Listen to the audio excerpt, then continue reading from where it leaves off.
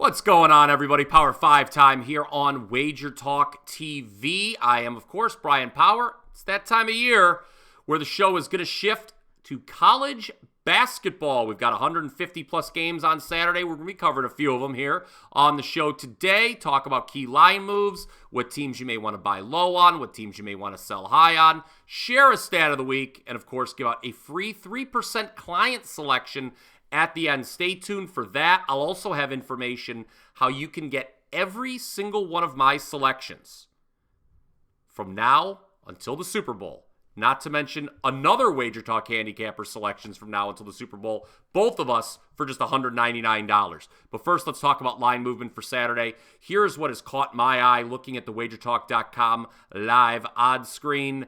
Bettors love Maryland. Terps have gone from a 3-point home favorite to a 5.5-point home favorite against Nebraska. It's a noon Eastern tip-off.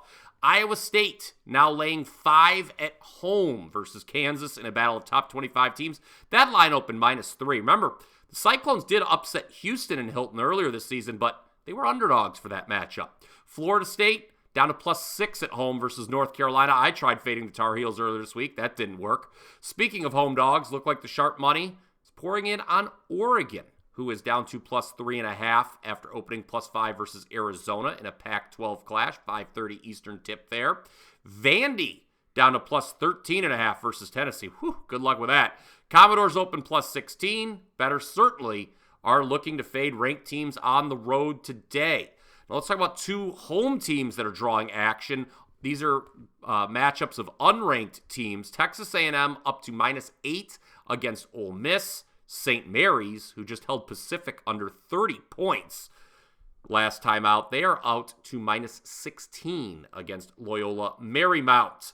Just a quick note, all those lines are accurate as of 9 a.m. Eastern. Please keep checking the WagerTalk.com live odds screen for all of the latest line movement for Saturday, not just in college hoops, but NBA and, of course, those NFL Conference Championship games tomorrow as well.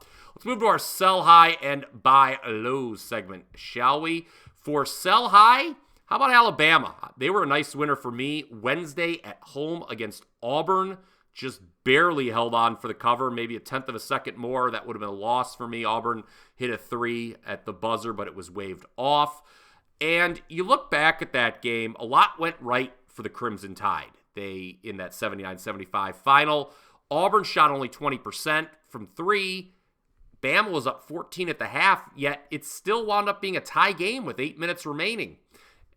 I think today is a classic letdown spot for Nate Oates' team, facing an LSU squad that has largely been competitive throughout SEC play. While the Tigers are 3-3 straight up in conference. Now, remember, they were a 5% winner for me against Ole Miss not too long ago. 2 of those 3 conference losses were by a total of 6 points. As a matter of fact, half of LSU's losses this year have been by 4 points or less, so their record could be a lot better. They've won at Texas A&M, who's a good team. I mentioned the big 5% win I had with the Tigers against Ole Miss, who at the time had lost just once all year. And you look at these last 2 games for LSU. They lose a rematch to A&M in Baton Rouge, a game they led by as many as 9. That wound up being a 4-point final, 73-69. And then they fall to Georgia midweek on a last-second 3-point play, 68-66. Jalen Cook, he missed the first 10 games for the Tigers. He's back. He makes LSU more dangerous. He averages 15.6 points per game after going for 21 against Georgia. The Tigers, curiously, shot very poorly inside the arc against Georgia. 12 of 34 on 2-point attempts. You got to figure that'll improve. Alabama, we know they're great offensively. Defensively, these teams are pretty even. I think it's going to be a close matchup, and I would sell high on Alabama by taking the points with LSU tonight. Now for our buy low spot, let's go with Ohio State, who is at Northwestern. I think a lot of people are going to like Northwestern here. They're a short home favorite coming off their second win over a top 10 team in Evanston this year. They beat Illinois in overtime. Interestingly enough, their other win over a top 10 team at home this year also went to overtime. That was against Purdue. Now, in the Illinois game, the Wildcats shot a crazy 55% overall, not to mention 61% from 3. Don't think we're going to see a repeat of those percentages here on Saturday. Northwestern has a rematch with Purdue on deck. Oh, by the way, the 48-hour turnaround from an overtime game against Illinois where 3 starters played over 40 minutes. And this is a Northwestern team that lacks depth. It is a tough spot, I think, for Chris Collins' team. Let's not forget, okay, they lost to Chicago State here at home, okay? So you don't never know what you're going to get with Northwestern. Jekyll and Hyde, fine. They beat Illinois. They beat Purdue at home, but you lose to Chicago State. Very inconsistent. They're not going to shoot 11 of 18 from 3 against Ohio State, who is admittedly a lousy 1-7 against the number in Big Ten play, but they went off as the favorite in all but 2 of those games. They've not been shooting the 3 well, have the Buckeyes, but that can always change in an instant. And Northwestern is allowing teams to hit 37.5% from behind the arc here in Evanston. So I think Ohio State gets back on track from 3. In 3 of their 4 conference losses, Ohio State had the lead in the second half. The exception was Thursday against Nebraska. Cornhuskers shot the lights out from 3 in that one. Again, 3-point variance rears its ugly head. I just think this is a case of Ohio State getting right and Northwestern being in a terrible spot. Buy low on Ohio State as an underdog Saturday. Which teams are you buying low and selling high on Saturday? I'd love to know. Let me know down in the comments section below. And if you like what you're hearing here on the Power 5, why not give the show a thumbs up? That's always appreciated. Stat of the week. I know you guys always appreciate this. And we're going to talk about Old Faithful. One of my favorite situations here. Just update you on it. Unranked home favorites against top 25 teams.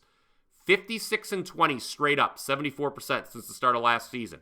We have an instance of it today, 4 p.m. Eastern, Utah State +3 at Boise State. That's number 18 Utah State at unranked Boise State. The Broncos are favored. You may recall on Wednesday, I took 2 unranked home favorites against top 25 teams, went 2 for 2. That was not only Bama against Auburn, which I talked about earlier, but we also had our great $5 customer appreciation play, which was Nevada against Colorado State. So we do have an unranked home favorite against a top 25 team today. And just one more time, 56-20 straight up are those unranked home favorites when facing a top 25 team since the start of last season.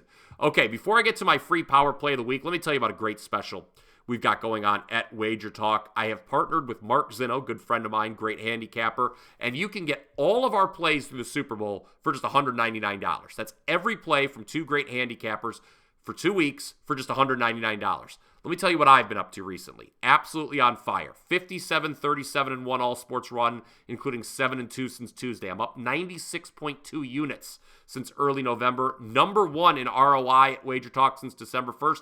Number 1 in college hoops in January.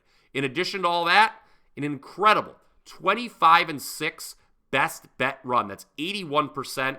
Covers all plays in all sports rated 4% or higher. I have 2 best bets in college hoops on Saturday. You can get them right now at my page, wt.buzz/BP. But the best deal is taking advantage of that $199 special. Myself and Mark Zinno, wt.buzz/BP is the place to go.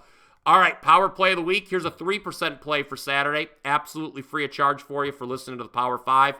I'm going Northern Arizona +13.5 at Eastern Washington. What am I looking at here? Well, I'm looking at an Eastern Washington team that, yes, admittedly has been phenomenal against the point spread. But I think it's a letdown spot for the Eagles at home. They've got a couple big games on deck in the Big Sky against the Montana teams, Montana and Montana State. Northern Arizona, they won here in Cheney last year in the Big Sky tournament, so they won't be intimidated. I know Northern Arizona's number 1 in the luck ratings over at KenPom, but I find that very curious. They're only 10-10. I know they're 4-0 straight up in games decided by 2 points or less, and they've had some blowout losses.